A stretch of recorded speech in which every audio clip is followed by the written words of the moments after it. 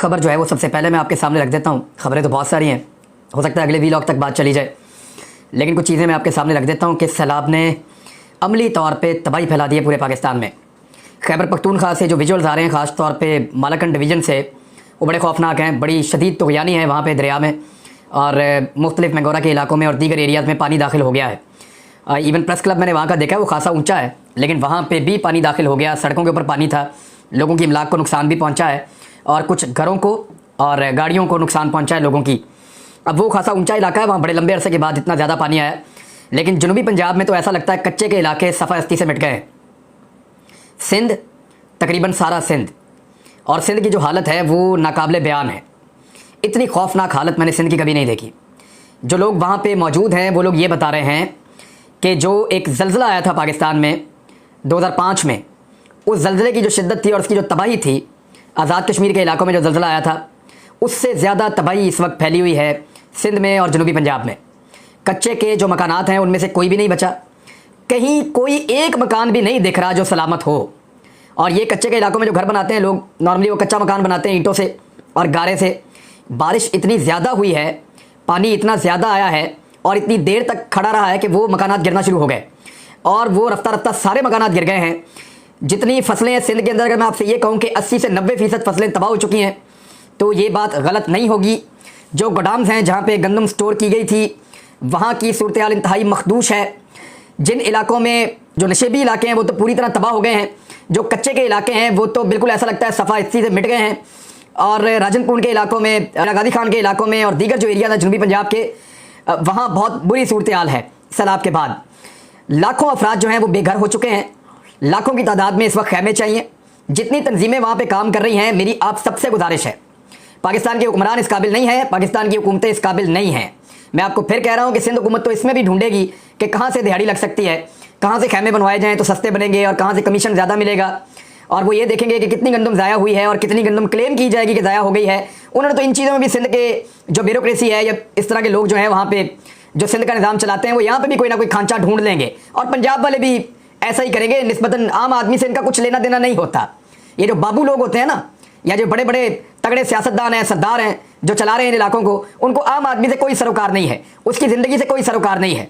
लोगों के पास राशन नहीं है, लोगों के पास खैमे नहीं हैं, लोगों ने अपने घर खुद तामीर करने हैं और दोबारा भी वो अपने घर खुद बनाएंगे। पहले भी उन्होंने अपने घर खुद बनाए थे। सरकार की इमदाद उन तक पहुँचती है नहीं पहुँचती, ये बहुत बात की बातें हैं, लेकिन एक कुदरती आफत है और इन इलाकों को आफत ज़दा करार भी दे दिया गया है और बहुत बड़ी तबाही है जो फैली है सिंध और पंजाब में। बलूचिस्तान में तो बहुत बुरी सूरत हाल है, लेकिन वो तमाम सरदार जो आपको बलूचिस्तान के लिए आवाज़ उठाते हुए नजर आएंगे अक्सर और बलूचिस्तान को बेचते हुए नजर आएंगे अक्सर, बड़े बड़े नाम हैं उन सरदारों के, क्या मैं नाम लूँ? वो एक हुकूमत में होते हैं, कभी दूसरी हुकूमत में होते हैं, बड़े बड़े सरदार हैं। उनमें से आपको कोई भी सैलाब ज़दगान की मदद करता हुआ दिखाई नहीं देगा। वो लोग या तो अपने आप को कोयटा में रखेंगे या कराची में रखेंगे या रखेंगे अपने आप को इस्लामाबाद में या लाहौर के किसी पोश इलाके में या दुबई में। ये सरदार कभी भी आम आदमी के साथ खड़े हुए आपको नजर नहीं आते। मैं ज़्यादातर की बात कर रहा हूँ, कुछ ऐसे भी हैं जो बहुत मदद करते हैं, कुछ ऐसे भी हैं जो आगे बढ़ते हैं, लेकिन ज़्यादातर की बात कर रहा हूँ कि उनके लिए बलूचिस्तान सिर्फ एक बेचने की चीज़ है जिसको वो बेचते चले आ रहे हैं कई दहाइयों से और कोई मदद के लिए नहीं आया। इसी तरह जो सिंध के वडेरे हैं, उन्होंने भी अवाम को बेयारो मददगार छोड़ दिया। जब अवाम डूब गई, बहुत बुरी सूरत हाल में चली गई, तो अब जाके उनको सिंध का ख्याल आया, क्योंकि इलेक्शन ईयर आ रहा है और इलेक्शन में वोट लेना है। दूसरी जानिब पंजाब में परवेज़ इलाही की हुकूमत है, परवेज़ इलाही ने अभी तक कोई ऐसे इकदाम नहीं उठाए जिनसे सैलाब ज़दगान की मदद हो सकी हो। इमरान खान साहब जो हैं वो जलसे उनके ख़त्म नहीं हो रहे। यानी इस तरह की सूरत हाल में जहाँ पे आपके हमवतन जो हैं वो डूब रहे हैं, जहाँ पे आपके हमवतन जो हैं वो तकलीफ़ में हैं, आपको ज़ेब नहीं देता कि आप वहाँ पे उस वक्त जलसे कर रहे हों। इमरान खान साहब को चाहिए कि अगर आपके पास एक बड़ी लीडरशिप आप बन गए हैं, अल्लाह ताला ने आपके ऊपर बड़ा करम और फजल किया है और अब आप एक पाकिस्तान के सबसे बड़े लीडर के तौर पे जाने जाते हैं, तो फिर आपकी जिम्मेदारी भी सबसे बड़ी है। आगे बढ़िए और सैलाब ज़दगान की मदद कीजिए, क्योंकि हुकूमतों में इतना बल नहीं है। आपके पास जो है वो अपनी तंजीम है बाकायदा यूथ की, आपके पास अपने नौजवान हैं, उनको इस काम पर लगाइए और जनूबी पंजाब में और सिंध में सैलाब ज़दगान की आगे बढ़ के मदद कीजिए। लोग आपको फंडिंग देते हैं, लोग आपको इसके लिए भी फंड्स देंगे। मैं भी फंड देने के लिए तैयार हूँ, बहुत सारे और लोग हैं वो भी फंड देंगे। और जितनी तंजीमें काम कर रही हैं, जो लोग वहाँ फील्ड में मौजूद हैं, कुछ लोग कराची से आइए, कुछ तंजीमें वो काम कर रही हैं, हाफिज सईद साहब के लोग काम कर रहे हैं, जमात इस्लामी के लोग काम कर रहे हैं, दीगर तंजीमों के लोग काम कर रहे हैं, तो उन तमाम तंजीमों को मदद दी जाए। उन तमाम तंजीमों को मुखैर हजरात जो हैं वो खुश्क राशन पहुँचाएँ, उनको फंडिंग दें, उनको खैमे पहुँचाएँ, उनकी मदद करें, ताकि वो गरीब इंसानों की मदद कर सके। लोग बहुत बुरी सूरत हाल में हैं, खुले आसमान के नीचे पड़े हुए हैं, पहाड़ों के ऊपर चढ़ के बैठे हुए हैं और ऐसे कीड़े मकोड़ों की ज़िंदगी गुजार रहे हैं, खाने पीने के लिए उनके पास कुछ नहीं है। तो मेरी गुजारिश है तमाम पाकिस्तानियों से कि वो मदद करें अपने हमवतनों की, और ख़ास तौर पे इमरान खान साहब से कि वो अपनी मसरूफ़ जो सियासत का शेड्यूल है उसको ज़रा तर्क कर दें, अपनी सियासी मसरूफियात को छोड़ के चंद दिनों के लिए सैलाब ज़दगान की मदद के लिए आगे बढ़ें और उनका हाथ बटाएं। ये इमरान खान साहब को चाहिए। अब मैं आपको दिखाता हूं कि इस वक्त जब सबको ज़रूरत है कि वो सैलाब ज़दगान की मदद करें तो इस वक्त सारे हैं कहाँ पे, ज़रा ये आप गौर करें। राजा परवेज़ अशरफ की क़यादत में 25 रुकनी वफद है, वो कनाडा में है। ये मुजम्मिल असलम साहब का ट्वीट है, वहाँ से मैं आपको बता रहा हूँ कि राजा परवेज़ अशरफ साहब की क़यादत में जो स्पीकर है कौमी असम्बली के, 25 रुकनी वफद कनाडा जा चुका है।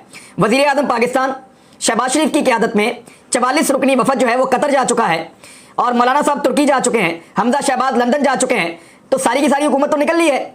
और बकौल हारून रशीद साहब के बिलावल भुट्टो जरदारी इसलिए यूरोप के दौरे पर नहीं गए कि वहाँ पे कुछ वज़राए ख़ारजा ने उनसे मिलना था, कुछ आला ओहदेदारान ने उनसे मिलना था, लेकिन उन्होंने मसरूफियात की वजह से मिलने से इनकार कर दिया और उसके बाद बिलावल भुट्टो जरदारी दौरे पर नहीं गए। अब दौरे पर तो नहीं गए, इससे पहले भी वो दौरे पर ही रहते हैं। बिलावल भुट्टो जरदारी जब से वज़ीर ख़ारजा बने हैं उन्होंने तो एक ट्रिप शुरू किया हुआ था और वो पूरी दुनिया ऐसा लगता था चक्कर लगा के वापस आएंगे। तो बिलावल भुट्टो जरदारी अब जो हैं वो सिंध में मौजूद हैं और उन्होंने ये कहा कि हम इनकी मदद करेंगे सैलाब ज़दगान की।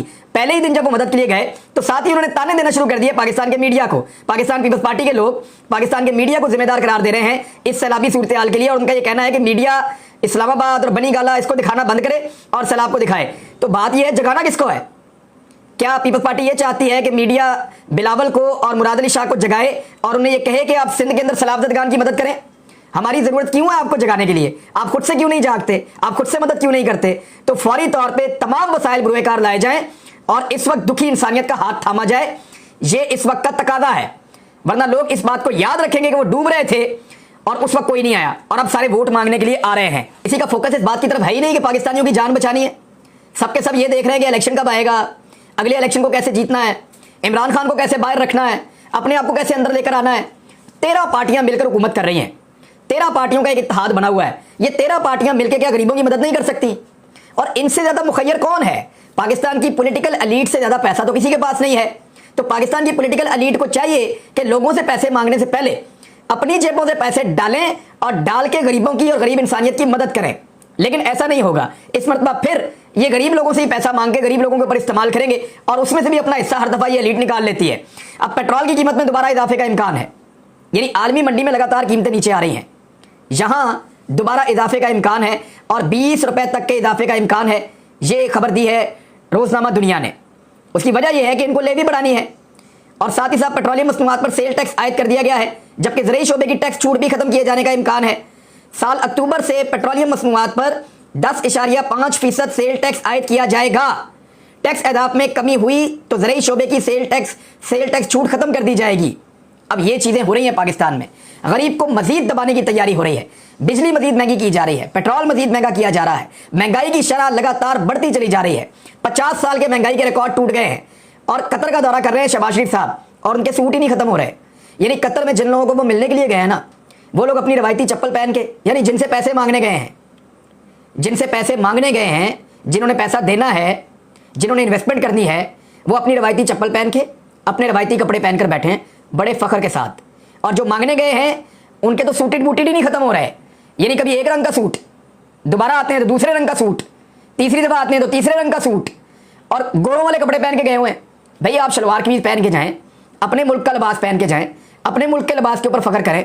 आप गोरों वाला लिबास पहन के चले जाते हैं हर जगह पे, जैसे कोई कॉर्पोरेट कल्चर चल रहा है पाकिस्तान में। आप पॉलिटिशियन है, पाकिस्तान की नुमाइंदगी कर रहे हैं, पाकिस्तान का कौमी लिबास पहने आप वहाँ पे। और कारकर्दगी हुकूमत की इस तरह की है कि सऊदी अरब से जो 8 अरब डॉलर की सरमायाकारी पे पेशरफ्त होनी थी ना, वो नहीं हो सकी। ये भी नया इंकशाफ हो गया है और ये खबर भी जो है मुख्तलिफ जगहों पे छपी है। मैं आपको एयरवाई से पढ़ के सुना देता हूँ।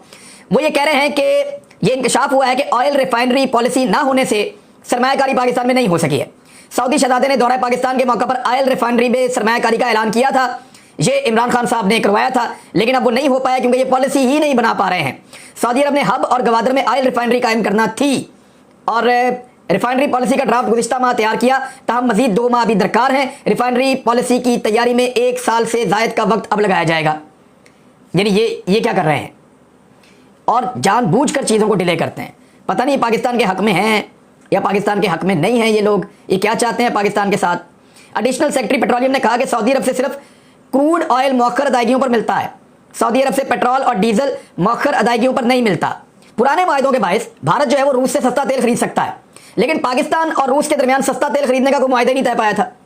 यानी इमरान खान साहब जो करने जा रहे थे वो इस इंपोर्टेड सरकार ने आकर अमेरिका के डर से किया ही नहीं, और वो ना होने की वजह से पाकिस्तान रशिया से सस्ता तेल नहीं खरीद सकता, क्योंकि जब रशिया सस्ता तेल ऑफर कर रहा था वो टाइम गुजर गया है, और उस वक्त भारत ने मुआहदा कर दिया था रशिया के साथ। श्रीलंका भी ले रहा है उनसे तेल, बाकी दुनिया भी ले रही है, यूरोप भी ले रहा है, लेकिन पाकिस्तान इसलिए नहीं ले रहा क्योंकि अमेरिका को पसंद नहीं था। तो अमेरिका को खुश करने के लिए पाकिस्तान की इंपोर्टेड सरकार पहले बनाई गई, इमरान खान को हटाया गया, और अब पाकिस्तान रूस से सस्ता तेल नहीं ले सकता, इसलिए कि पाकिस्तान ने उस वक्त मुआहदा नहीं किया था जब रूस शदीद मुश्किलात के अंदर घिरा हुआ था। उधर मैंने आपको पिछले वीलॉग में बताया था कि शहबाज गिल ने जो मेरे तक इंफॉर्मेशन पहुंचाई थी वो बिल्कुल तस्दीक हो गई है। शहबाज गिल साहब ने आज खुद मतीउल्लाह जान के सवाल के जवाब में ये बताया कि उनके प्राइवेट पार्ट्स को करंट लगाए गए हैं, और उन्होंने बाकायदा बताया कि उनकी बॉडी के फ्रंट साइड से उनके जो प्राइवेट पार्ट्स हैं, जिस्म के प्राइवेट हिस्से हैं, वहाँ पे करंट दिया गया है, इलेक्ट्रिक शॉक्स उनको दिए गए हैं। इस कदर तकलीफ से उनको गुजारा गया है, और वो इसलिए कि वो उनसे चाहते थे कि कुछ नाम है वो तुम ले लो और उनके खिलाफ बयान दे दो। क्या एक पॉलिटिकल वर्कर को जो इतने बड़े ओहदे के ऊपर मौजूद हो और पाकिस्तान के सबसे बड़े पॉलिटिकल लीडर के साथ ड्यूटी कर रहा हो, उसको उठाने के बाद उसके बॉडी पार्ट्स को करंट लगाकर उसको 3rd डिग्री टॉर्चर करके उससे उसके खिलाफ बयान लेने की कोशिश की जाएगी? ये मुल्क है या मजाक बन गया है? मेरे ख्याल में इससे ज़्यादा कोई चीज़ ब्रूटल हो नहीं सकती। बाकी पॉलिटिकल पार्टीज़ को भी ये सोचना पड़ेगा और ये देखना पड़ेगा कि क्या वो इस सारे अमल को जायज़ समझते हैं, क्योंकि उन पार्टीज़ के अंदर अब ये डिबेट शुरू हो गई है कि ये तो बहुत बिलो द बेल्ट था और ये तो बड़ी ज़्यादती थी। लेकिन इमरान खान को साइड पे करने के लिए वो ये कड़वा घूंट भी इस वक्त करने के लिए तैयार है।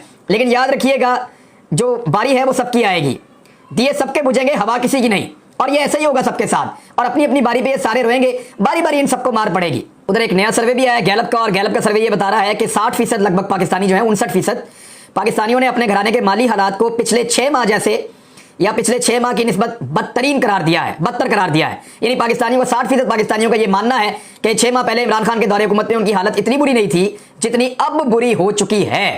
तो ये इंपोर्टेड सरकार पाकिस्तानियों के लिए इस तरह का अजाब बनकर मुसल्लत हुई है कि ना सिर्फ तमाम चीजें महंगी कर दी, बल्कि आम आदमी की पहुंच से बाहर कर दी, और महंगाई का सिलसिला रोकने की बजाय अभी उसको मजीद बढ़ाने का प्लान है। लेकिन क्या यह सब कुछ खत्म होने वाला है? एक बड़ा सवाल है, और इसका जवाब अगले वीलॉग में मैं आपको दूंगा, क्योंकि इमरान खान साहब ने एक बड़ी अनाउंसमेंट की है कि अब वो फाइनल कॉल देने वाले हैं, और इलेक्शन का अनाउंसमेंट अगर अब नहीं हुआ तो वो फाइनल कॉल देकर पाकिस्तान को इलेक्शन की तरफ ले जाएंगे। इमरान खान साहब इस वक्त ये क्यों कह रहे हैं और ये स्टेप वो क्यों उठाने वाले हैं, इस पे करेंगे अगला वीलॉग। अब तक के लिए इतना ही। अपने सलाफज़दा जो भाई बहन हैं उनकी हिफाजत के लिए, उनकी मदद के लिए मेरी फिर आपसे गुजारिश है, आप सब अपने तौर पर जो कर सकते हैं जरूर करें। अपना ख्याल रखिएगा। अल्लाह हाफ़िज़।